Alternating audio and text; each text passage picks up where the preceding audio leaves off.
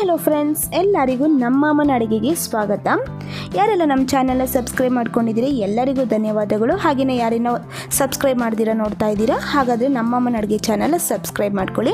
ಇವತ್ತು ನಾನು ಸಿಂಪಲ್ಲಾಗಿ ಟೊಮೆಟೊ ರೈಸ್ ಮಾಡೋದು ಹೇಗೆ ಅಂತ ತೋರಿಸ್ಕೊಡ್ತಾ ಇದ್ದೀನಿ. ತುಂಬ ಈಸಿಯಾಗಿ ಮಾಡ್ಕೋಬೋದು. ಈ ಥರ ಎಲ್ಲ ದಿಢೀರಂತ ನಾವು ರೈಸ್ ಎಲ್ಲ ಮಾಡಿ ಉಳಿದಿದ್ರೆ ಸಹ ನಾವು ಮಾಡ್ಕೋಬೋದು. ಬನ್ನಿ ಮಾಡೋದು ಹೇಗೆ ಅಂತ ನೋಡೋಣ. ಅದಕ್ಕಿಂತ ಮುಂಚೆ ಇಂಗ್ರೀಡಿಯೆಂಟ್ಸ್, ಇಲ್ಲಿ ನಾನು 3 ಟೊಮೆಟೊನ ಈ ಥರ ಪ್ಯೂರಿ ಮಾಡಿ ಇಟ್ಕೊಂಡಿದ್ದೀನಿ. 1 ಈರುಳ್ಳಿನ ಚಿಕ್ಕದಾಗಿ ಕಟ್ ಮಾಡಿ ಇಟ್ಕೊಂಡಿದ್ದೀನಿ.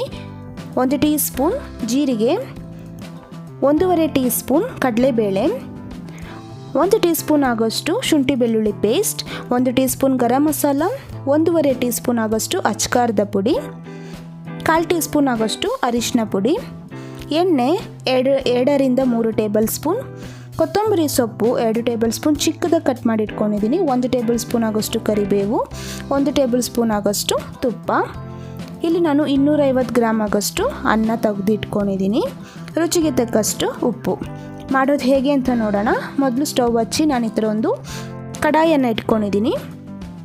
ಇವಾಗ ಇದಕ್ಕೆ ನಾನು ಎಣ್ಣೆ ಹಾಕ್ಕೊಂಡಿದ್ದೀನಿ.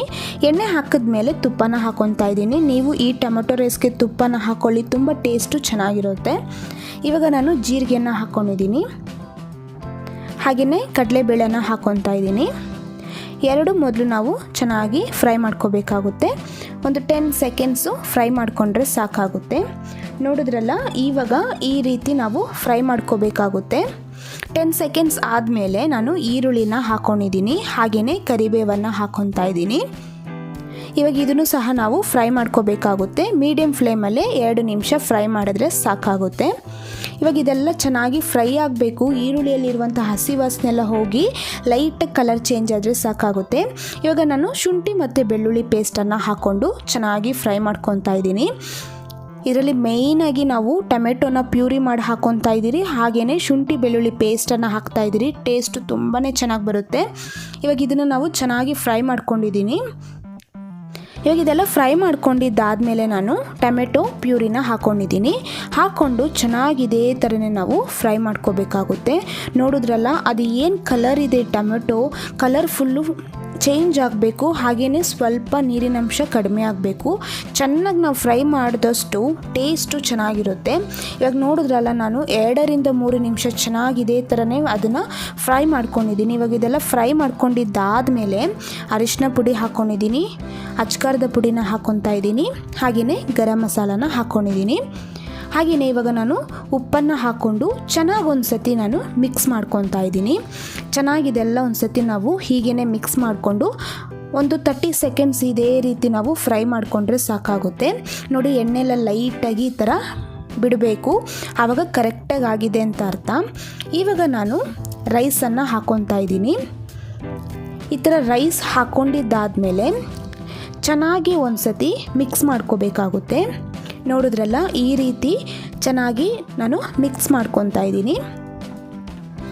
ನೀವು ಈ ರೆಸಿಪಿನ ಬೆಳಗ್ಗೆ ಬ್ರೇಕ್ಫಾಸ್ಟಿಗೆ ಮಾಡ್ಕೋಬೋದು, ಲಂಚಿಗೆ ಮಾಡ್ಕೋಬೋದು. ತುಂಬಾ ಚೆನ್ನಾಗಿರುತ್ತೆ. ಮಕ್ಕಳಿಗೆ ಸ್ಕೂಲ್ಗೆ ಟಿಫನ್ ಬಾಕ್ಸಿಗೆ ಲಂಚಿಗೆಲ್ಲ ನೀವು ಈ ರೆಸಿಪಿನ ಟ್ರೈ ಮಾಡಿ, ತುಂಬಾ ಚೆನ್ನಾಗಿರುತ್ತೆ. ಇವಾಗ ನಾನೊಂದು ಸತಿ ಈ ಟೈಮಲ್ಲಿ ನೀವು ಉಪ್ಪನ್ನು ನೋಡಿ ಉಪ್ಪನ್ನು ಹಾಕ್ಕೋಬೇಕಾಗುತ್ತೆ. ಇಲ್ಲಿ ಸ್ವಲ್ಪ ಬೇಕಾಗಿತ್ತು ಉಪ್ಪು. ನಾವು ಮೊದಲೇ ಉಪ್ಪು ಹಾಕಿರ್ತೀರಿ, ರೈಸ್ ಹಾಕಿದ್ಮೇಲೆ ಉಪ್ಪು ಸ್ವಲ್ಪ ಬೇಕಾಗುತ್ತೆ. ಹಾಕ್ಕೊಂಡು ಚೆನ್ನಾಗಿ ಒಂದು ಸತಿ ಮಿಕ್ಸ್ ಮಾಡಿ ಒಂದು ಸ್ವಲ್ಪ 1 ನಿಮಿಷ ಹಾಗೆಯೇ ಲೋ ಫ್ಲೇಮಲ್ಲಿ ಬಿಡಬೇಕಾಗುತ್ತೆ. ಯಾಕಂದರೆ ಅದು ನೀರಿನಂಶ ಏನಿರುತ್ತೆ ಅದೆಲ್ಲ ಫುಲ್ಲು ಹೋಗಬೇಕು, ಅದಕ್ಕೋಸ್ಕರನೇ. ಇವಾಗ ನಾನು ಕೊತ್ತಂಬರಿ ಸೊಪ್ಪು ಲಾಸ್ಟಿಗೆ ಹಾಕ್ಕೊಂಡು ಒಂದು ಸತಿ ಮಿಕ್ಸ್ ಮಾಡ್ಕೊತಾ ಇದ್ದೀನಿ. ನೋಡಿದ್ರಲ್ಲ, ಎಷ್ಟು ಈಸಿಯಾಗಿ ಮಾಡ್ಕೋಬೋದು ಟೊಮೆಟೊ ರೈಸ್ ಅಂತ. ನೀವು ಮನೇಲಿ ಒಂದು ಸತಿ ಟ್ರೈ ಮಾಡಿ, ತುಂಬಾ ಇಷ್ಟಪಡ್ತೀರಾ. ತುಂಬಾ ಚೆನ್ನಾಗಿರುತ್ತೆ ಟೇಸ್ಟ್ ಮಾತ್ರ. ಇವಾಗ ನಾನು ಸರ್ವಿಂಗ್ ಬೌಲಲ್ಲಿ ಸರ್ವ್ ಮಾಡ್ತಾ ಇದ್ದೀನಿ. ಎಷ್ಟು ಬೇಗ ಮಾಡ್ಕೋಬೋದಲ್ಲ ಫ್ರೆಂಡ್ಸ್. ನೋಡಿದ್ರಲ್ಲ, ಈಸಿಯಾಗಿ ಮಾಡುವಂತಹ ಟೊಮೆಟೊ ರೈಸ್. ಇದೇ ರೀತಿ ನಿಮಗೆ ಈಸಿ ರೆಸಿಪೀಸ್ ಏನಾದರೂ ಬೇಕು ಅಂದರೆ ಕಮೆಂಟ್ ಮೂಲಕ ತಿಳಿಸಿ, ನಾವು ಅದನ್ನು ಮುಂದಿನ ವಿಡಿಯೋದಲ್ಲಿ ಅಪ್ಲೋಡ್ ಮಾಡ್ತೀವಿ. ಹಾಗೆಯೇ ನಮ್ಮ ಅಮ್ಮನ ಅಡುಗೆ ಚಾನಲ್ನ ಸಬ್ಸ್ಕ್ರೈಬ್ ಮಾಡ್ಕೊಳ್ಳಿ. ಪಕ್ಕದಲ್ಲಿ ಬರುವ ಬೆಲ್ ಐಕನ್ನ ಕ್ಲಿಕ್ ಮಾಡೋದು ಮಾತ್ರ ಮರಿಬೇಡಿ. ಈ ವಿಡಿಯೋ ನೋಡಿರುವ ಎಲ್ಲ ವೀಕ್ಷಕರಿಗೂ ಧನ್ಯವಾದಗಳು.